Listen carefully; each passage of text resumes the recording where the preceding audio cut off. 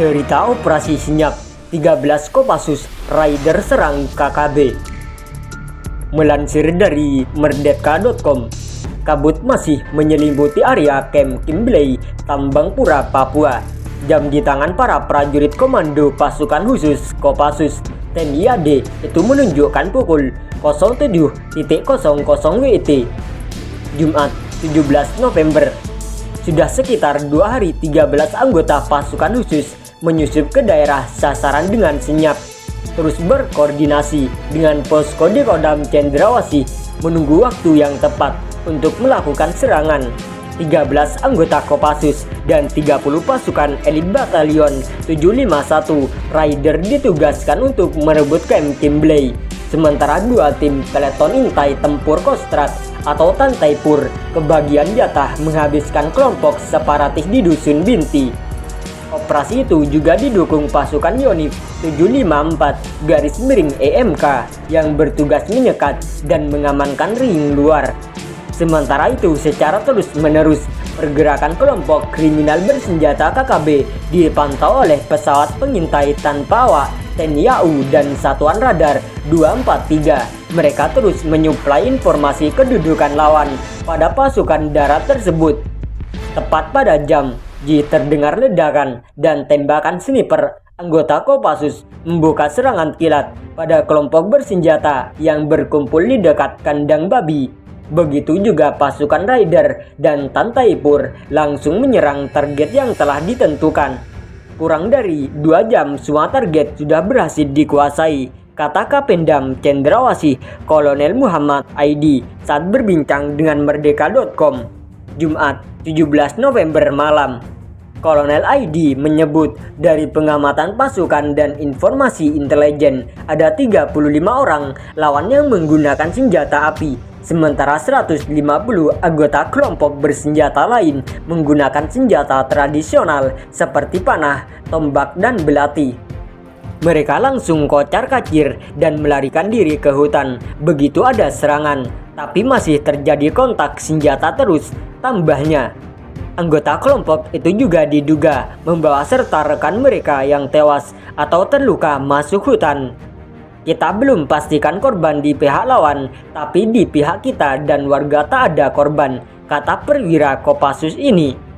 Namun pasukan TNI tak melakukan pengejaran karena fokus pada misi menyelamatkan warga sipil. Setelah kondisi dirasa aman, pasukan elit itu segera mengontak tim Satgas Evakuasi untuk membawa keluar warga sipil dari area Kimbley dan Dusun Binti.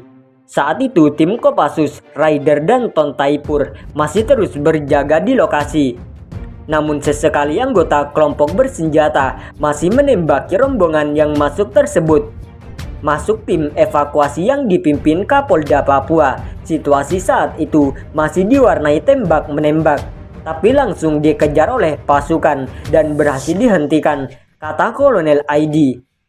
Sementara itu, Kepala Biro Penerangan Masyarakat Karopenmas Polri Brigjen Pol Rikwanto menyebut tim evakuasi yang dipimpin Dansat Brimob Papua masuk ke lokasi sekitar pukul 09.30 WIT. Asops Kapolri Irjen Pol M. Iriawan dan Kapolda Papua Irjen Pol Boy Rafli Amar ikut dalam tim itu. Pukul 11.00 WIT, proses evakuasi sandera berjalan sampai pukul 12.00 WIT. Namun terjadi penembakan oleh pihak KKB. Proses evakuasi tetap berjalan secara bertahap, katanya. Dari laporan yang diterima, Rikwanto menuturkan bahwa rombongan pertama masyarakat yang berhasil dievakuasi telah sampai di Mapolsek Tambangpura dengan selamat. Jumlah warga yang berhasil dievakuasi oleh Satgas Gabungan adalah 344 warga dengan rincian dari Kampung Kimbley sebanyak 104 laki-laki, 32 perempuan, dan 14 anak-anak, serta dari Kampung Longsoran sebanyak 153 laki-laki, 1 di antara orang asli Papua, 31 perempuan, dan 10 anak-anak.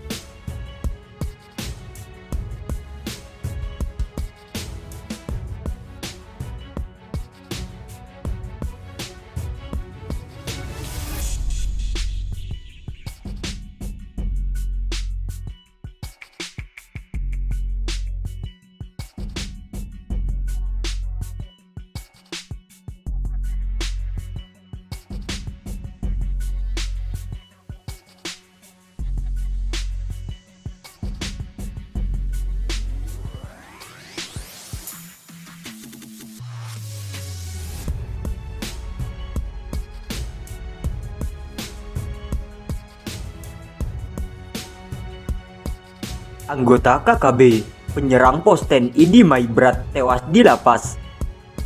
Sorong, anggota kelompok kriminal bersenjata KKB, penyerang pos Koramil Kisor Maibrat, Papua Barat, Abraham Mate, ditemukan tewas di lapas kelas 2B Kota Sorong. Korban disebut mengalami serangan jantung. Ya benar, informasi itu. Abraham diduga meninggal akibat kena serangan jantung, ujar Kasih Intel Kejaksaan Negeri Sorong, Satu Putu Sastra Adi Wicaksana, seperti dilansir Detik Sulsel, Kamis 3 November 2022. Menurut Satu Iputu, Abraham yang berstatus terdakwa atas gugurnya 4 prajurit TNI itu meninggal pada Rabu 2 November. Sebelum meninggal, ia masih sempat menjalani proses peradilan dengan agenda putusan sela. Jadi pada pukul 13.00 WIT yang bersangkutan masih menjalani proses sidang pada pukul 15.00 WIT, di mana persidangan itu agendanya putusan sela. Kemudian pada pukul 16.20 WIT, pengawal tahanan mengembalikan ke lapas dalam keadaan sehat, katanya. Menurut Iputu, dari keterangan warga binaan di lapas Sorong, terdakwa sempat terlihat bermain sepak bola di lapangan lapas.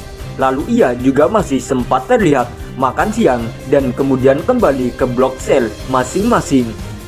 Saksi kemudian mengatakan pada pukul 22.00 WIT, Abraham jatuh dan tak sadarkan diri, sehingga petugas lapas membawanya ke rumah sakit. Akan tetapi, dia dikabarkan meninggal sebelum sampai ke rumah sakit, ucapnya.